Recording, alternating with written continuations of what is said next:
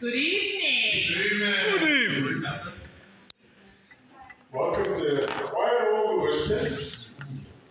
My name is Josiah Tryon, and I was the local station master on the Underground Railroad. And I'm Mrs. Smith, and I was married to the very Reverend David Smith. Reverend my foot. Would you stop? Hey, so, behave yourself. And who is this distinguished looking gentleman? Thank you. Captain James Van Cleve. Good to be ashore after a heck of a 3-hour tour. Oh, Oh my gosh. Whoa. Well, Lewiston was always a very interesting place in our day. This building was the center of social activity. We had masquerade parties back then, so you're part of a tradition. But one of the interesting things about the village was that for years, the population never changed. It seemed when any woman got pregnant, a man would always be a child. Oh my gosh. But we were not just a bunch of superstitious fools. We've seen evil up close with our own eyes. Why, the village was burnt to the ground in 1813. We had plagues and epidemics. 1830, 1840. It wasn't COVID, but it was cholera, influenza. But we'd like to share a story with you now that was a scandal. That's if you want to hear about a scandal. everybody in Lewiston loves a scandal. No. They don't want to hear about that. Yes, they do. Well, it happened in 1826. There was a gentleman. He was no gentleman. He was a gentleman. By the name of William Morgan. Now, Morgan was a Mason. And back in early America, anybody who was anyone in politics or public office had to be a Mason. It was a secret society. Our first presidents were all Masons. But because of its secret nature, William Morgan came up with a get-rich-quick scheme. He was going to publish the deepest, darkest secrets of the Masonic order. Needless to say, his brethren at the Lodge of Batavia weren't too happy about it. They tried to talk him out of it, but to no avail. They even brought in the governor of the day, DeWitt Clinton. You see, we had Clintons in government even back then, 1826. So he was arrested by the local sheriff, happened to be a Mason, on a trumped-up charge. Stealing a cravat, shoplifting a tie. He was thrown in jail, where he was just biding his time. Oh. Anyways, he was bailed out for the price of the tie, $1.65, whisked away in the sheriff's carriage along 104, the Ridge Road, and he came to stop right behind the Frontier House. He was taken to the third floor, and a mock trial, kangaroo court, was held. And Morgan was found guilty of treason against the order. And he was never seen alive again.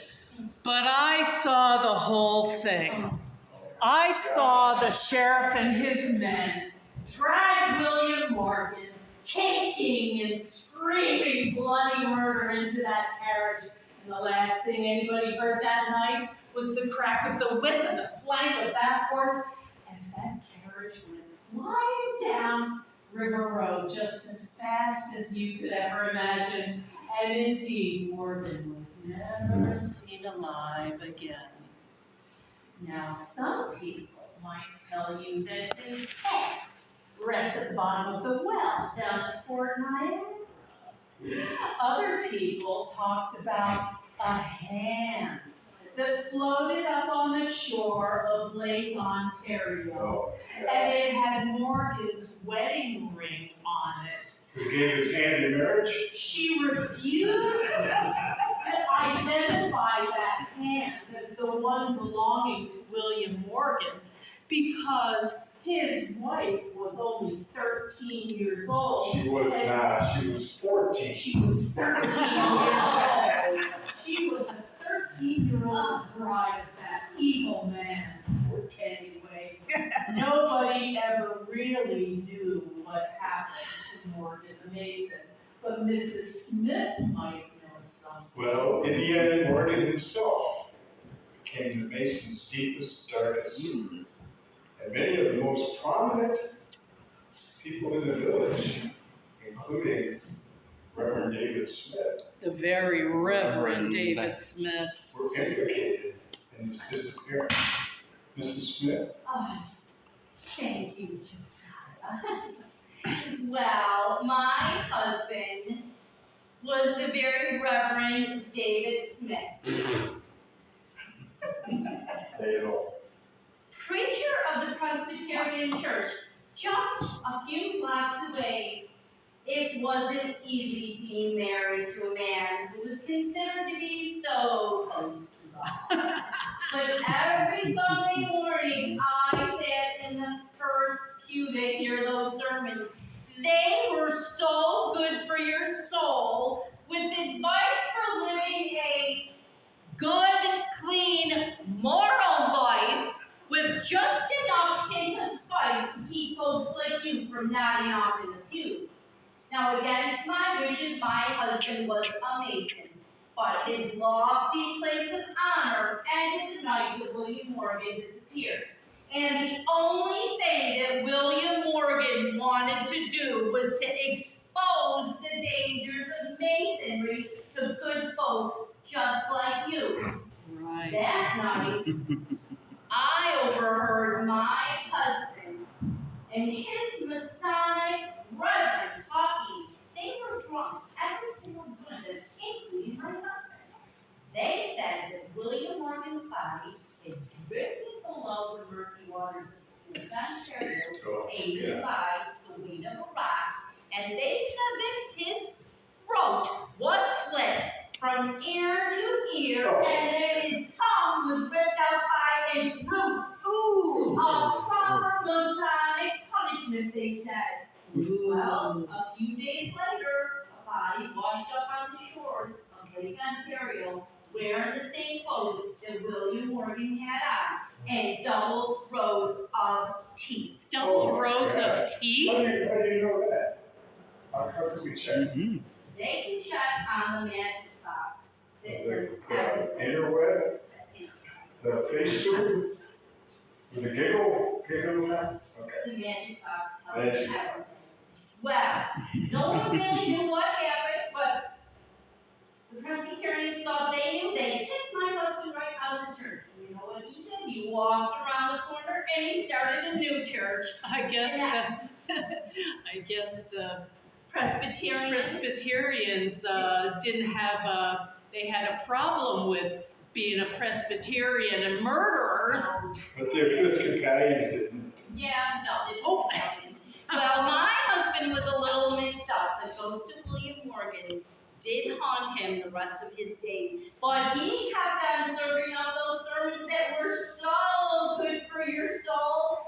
And that's the end of the story. No, So it's we not can the just end carry of the on. story because Sermons. we know who really wrote those sermons. Which was Using our Yeah.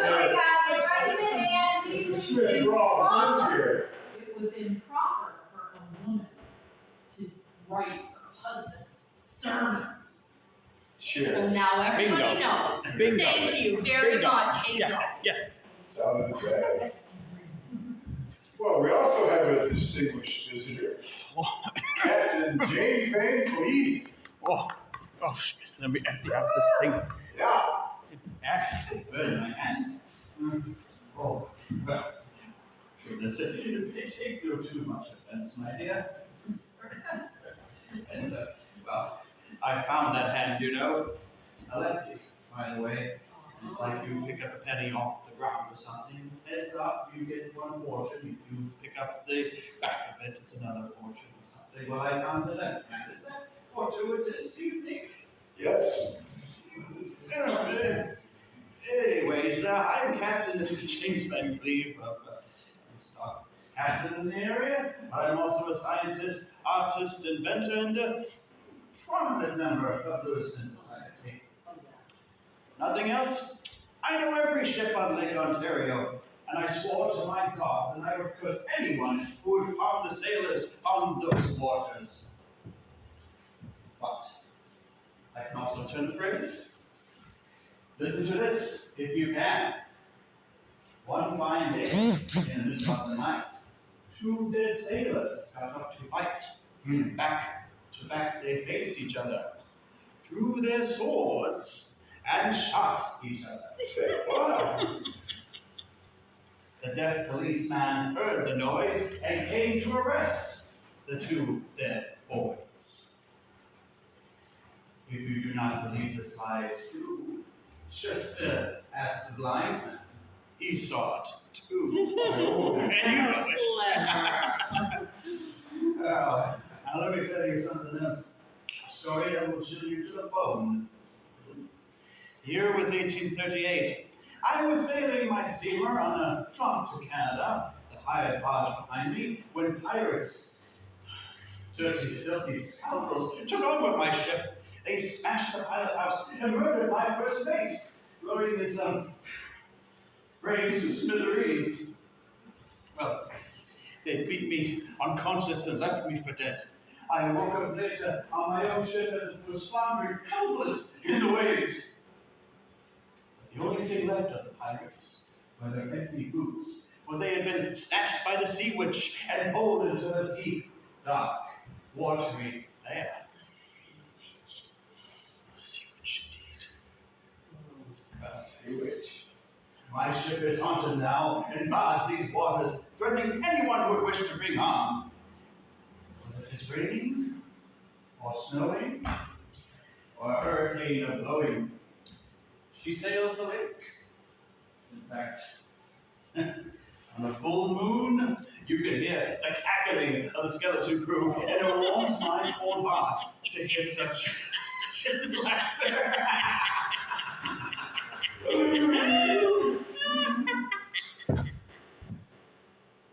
And yet, there's a certain old saying: no roses grow on sailor's grave, and no lilacs on the ocean wave. The only tribute is a seagull's sweep, and the tears their sweethearts weep. Oh, isn't that sweet? Appreciate it. Yeah, well, Thank you for thank reading us you, for a thank short you, thank you. I see you invited everybody except me. Oh, but we tried to. Yeah. Don't apologize. My feelings are hurt. I don't want to hurt your feelings anymore, but you're on too early. Please have a seat, Hazel. Oh, Mrs. Smith? Oh, forgot about the cat attacks, the dead. Oh. You know, we have joined you this evening from our final resting place in the village cemetery, which is often referred to as the Marble Orchard. And if you were to walk through there, you'd see that there are some interesting epitaphs.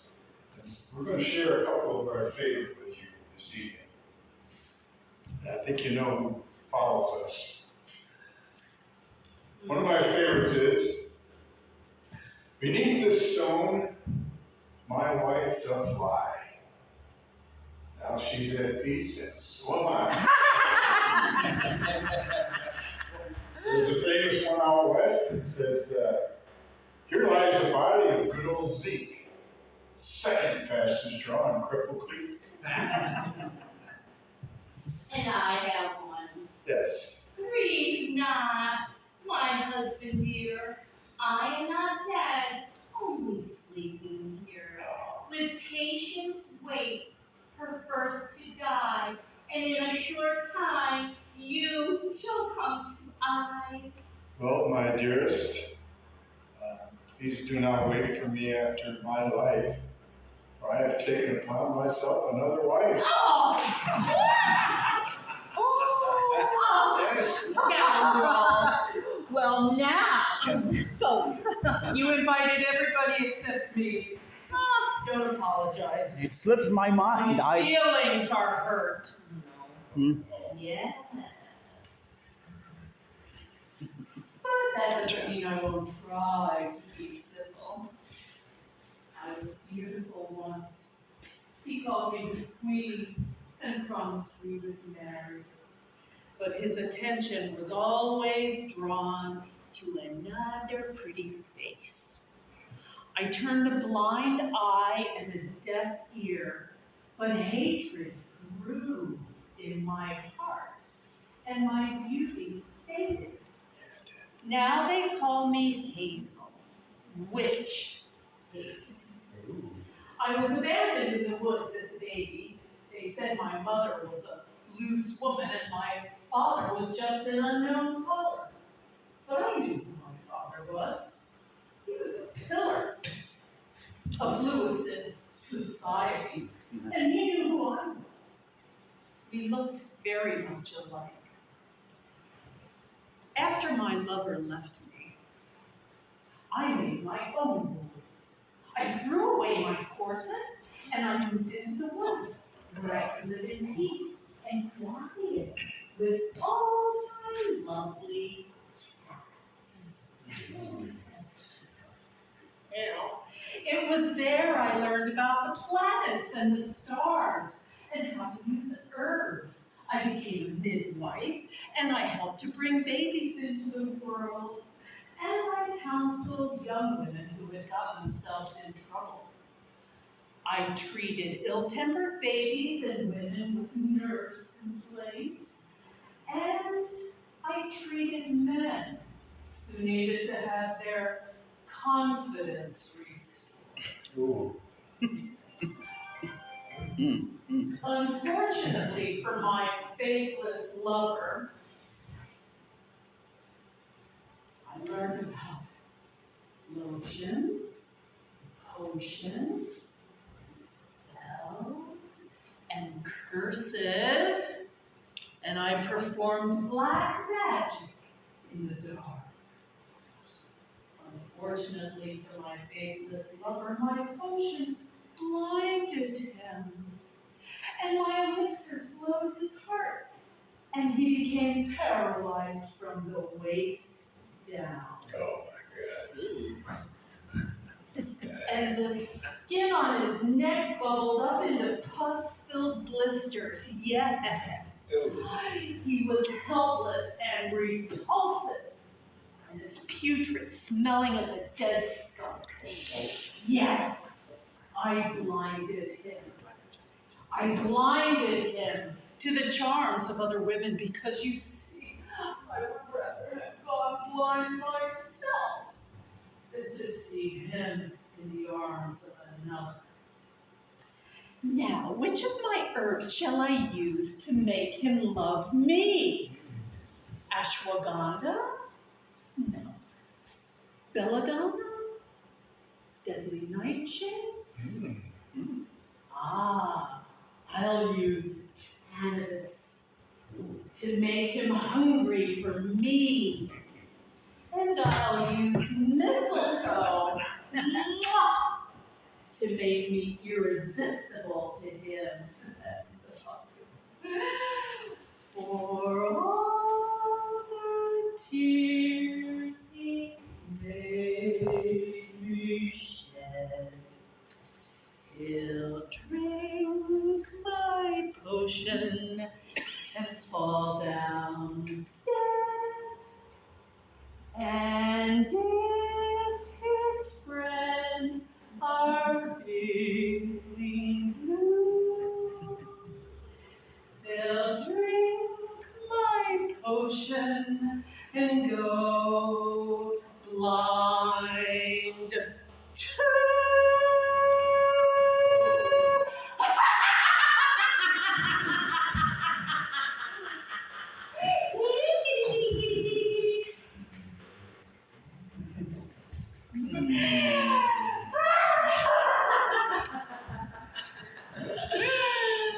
I'll be talking to Daryl on Monday. Thank you all for your attention, and happy holidays.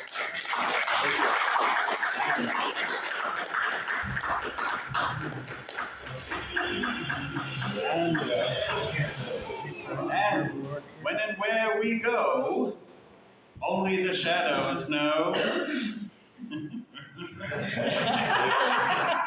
Let's dance. That's the dog. Let's dance. Wait,